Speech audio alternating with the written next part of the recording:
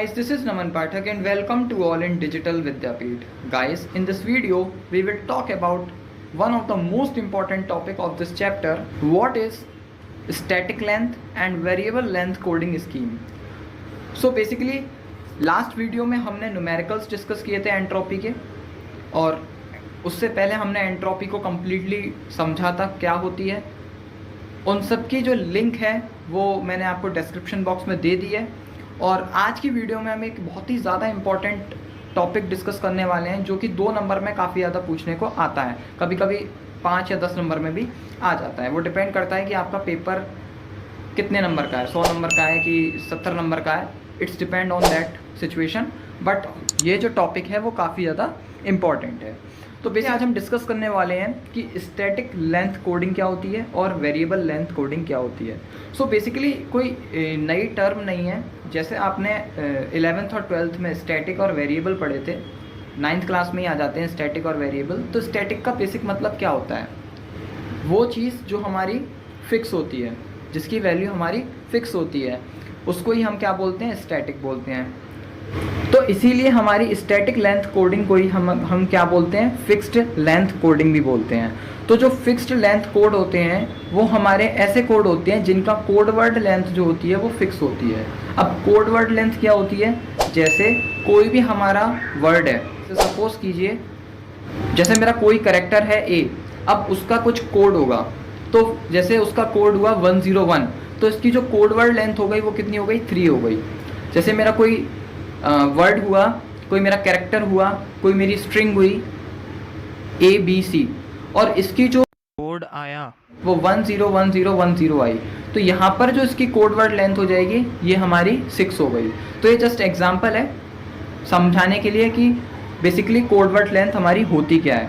तो समझ में आ गया होगा कि तो फिक्स्ड लेंथ कोड जो होता है वो हमारा इस टाइप का कोड होता है जिसकी कोड वर्ड लेंथ हमारी फिक्स होती है. अब जैसे आस्काई कोड में हमारी जो लेटर ए है उसकी जो कोडेड वर्ड है वो हमारा 1000011 है, और जो हमारा कैपिटल ए लेटर है उसकी अगर कोडिंग देखी जाए तो 1000001 है. तो यहाँ पर नोटिस करने वाली क्या बात है कि जो आस्काई कोड में सेम नंबर ऑफ बिट जो है वो हमारे दोनों ही सिंबल को रिप्रेजेंट कर रही है. वहाँ पर भी हमारा टोटल 7 कोड वर्ड लेंथ है, और यहाँ पर इस कैपिटल ए वाले केस में भी 7 हमारी कोड वर्ड लेंथ है. इट डजेंट मैटर कि उनकी जो कोडिंग है वो अलग है और इसकी जो कोडिंग है वो अलग है. बट यहाँ पर देखने वाली बात क्या है कि 1000011 और 1000001 दोनों की जो कोड वर्ड लेंथ है वो सेम है, दैट इज 7 है. तो इसी टाइप के जो कोड होते हैं उनको हम स्टैटिक या फिर फिक्स्ड लेंथ कोड बोलते हैं. नेक्स्ट आता है हमारा वेरिएबल लेंथ कोड. तो जैसे वेरिएबल, जस्ट फिर से वही 11th-12th की बात जहाँ हमने वेरिएबल डिस्कस किए थे और बेसिक कॉन्सेप्ट वो पढ़ते हुए आते हैं. तो वेरिएबल मतलब जो हमेशा वेरी करता रहे, जिसकी वैल्यूज़ हमेशा चेंज होती रहें, मतलब जो हमारा फिक्स ना हो. तो वेरिएबल लेंथ कोड भी हमारा इस टाइप का कोड होता है जिसकी जो कोड वर्ड लेंथ होती है वो कभी भी फिक्स नहीं होती. वो कभी 1 भी हो सकती है, वो 2 भी हो सकती है, वो 3 भी हो सकती है और मैक्सिमम भी हो सकती है.